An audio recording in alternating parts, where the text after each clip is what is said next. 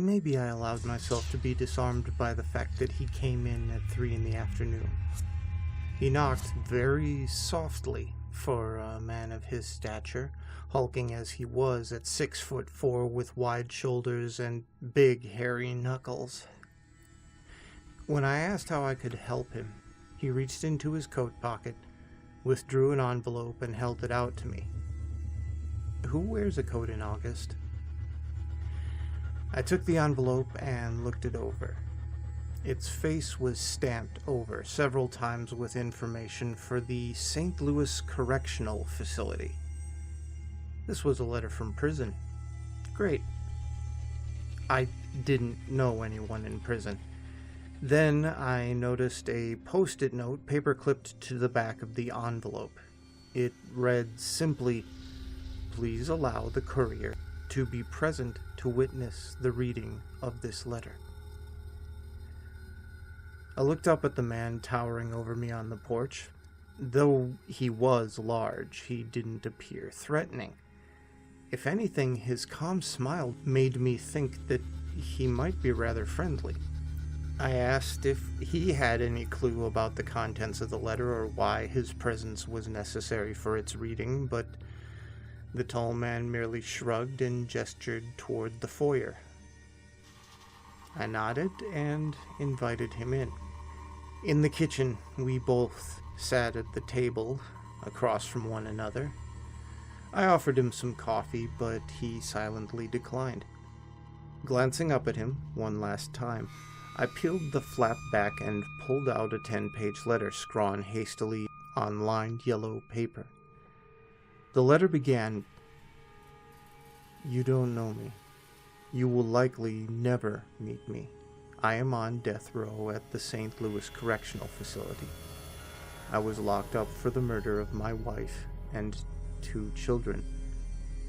Lionel was 3. Macy was just 6 months old. I loved them dearly, but I did kill them. I will admit that first and foremost. I hate myself for it, and I rot in my cell, tortured by the images of their blood dripping off my knuckles. Please, let me tell you my story."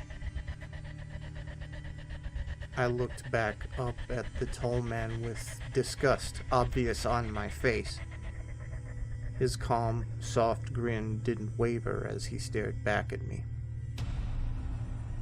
I got up to get a glass of water, then returned to the letter.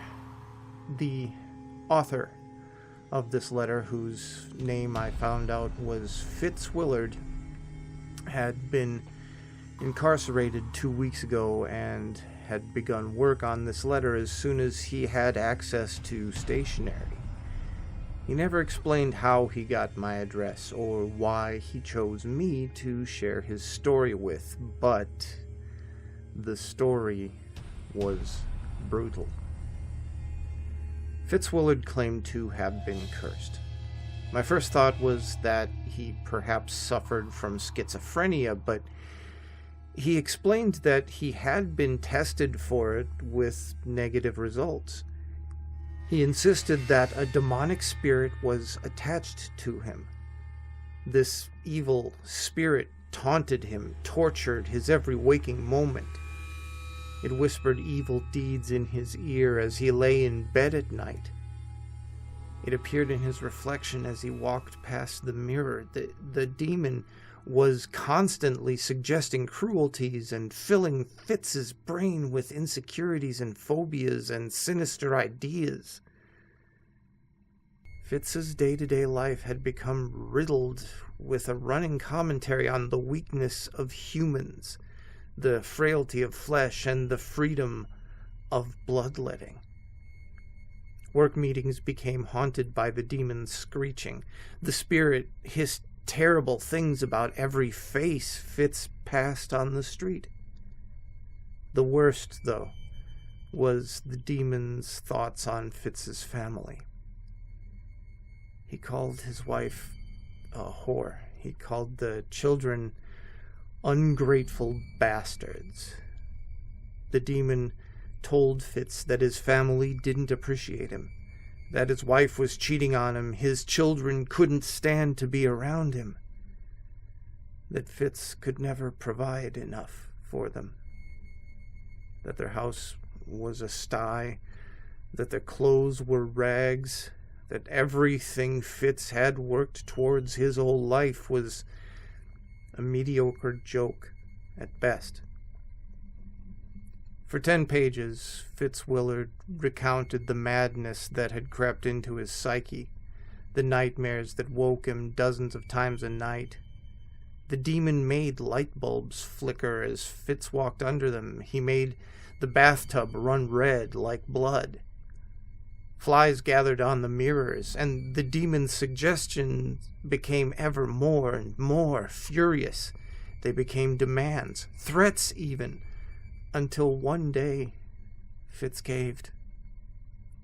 Caved in the skulls of his 2 infant children with his bare fists, before strangling his wife of 8 years so hard that he fractured the vertebra on her neck before she finally asphyxiated.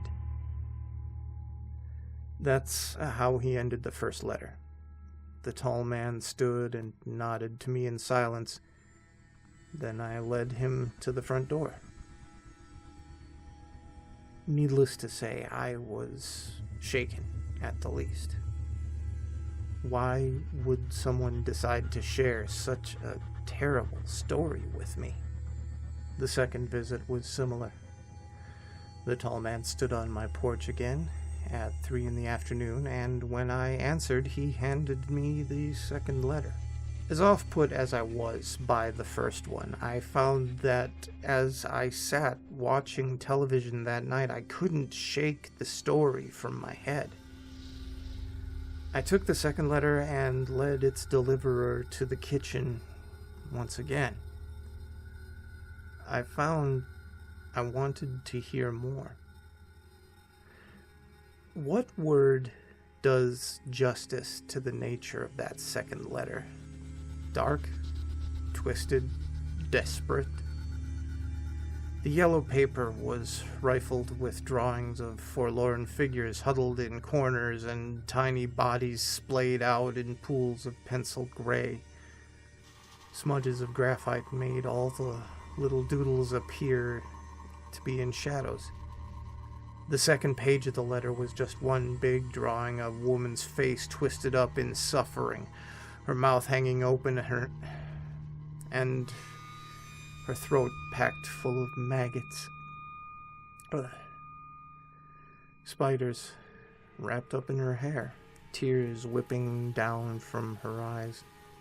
Her hands grasped her own face, jagged nails dug into her cheeks. That second letter gave a name to the demon, Grimdeed. Grimdeed the Tormentor. I glanced up often from the letter to the man sitting across the table from me. Did he know the terrible tale that I was being told? Is that why it was so important that he was present when I read it? His gentle smile never faltered, never faded as he looked idly around my kitchen and at me. Fitz elaborated on his descent into madness, about the tearful call he'd made to 911 as he stood over the lifeless bodies of his family. He talked about the trial, and how even in the courtroom, Grimdeed sat behind him at the defendant's table and spoke curses about everyone present. The demon demanded that Fitz try for the bailiff's gun at the conclusion of the trial, and he did. This led to a brief beating. Grimdeed said that Fitz should stand at the door of his cell, screaming profanities and threatening the guards. This led to a longer beating. Grimdeed told Fitz to spit at the judge the next day at trial, and defeated as Fitz's poor consciousness was by the demon's constant influence, he did. The letter ended with another drawing, this time of the whole courtroom strewn with slaughtered lawyers and the judge hung above his stand.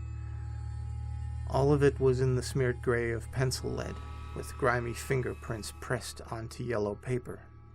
When he arrived on the third day, I found myself sitting on the bottom stair just inside the door, waiting for 3 o'clock. Right on time, the courier arrived, and without a word between us, I let him walk through the door.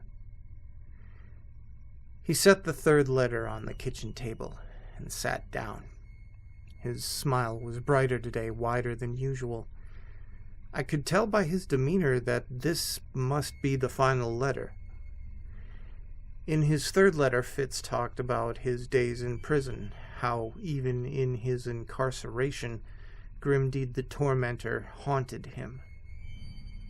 He described how slow the death penalty process was, how he may die of old age in his prison cell long before an execution date was set.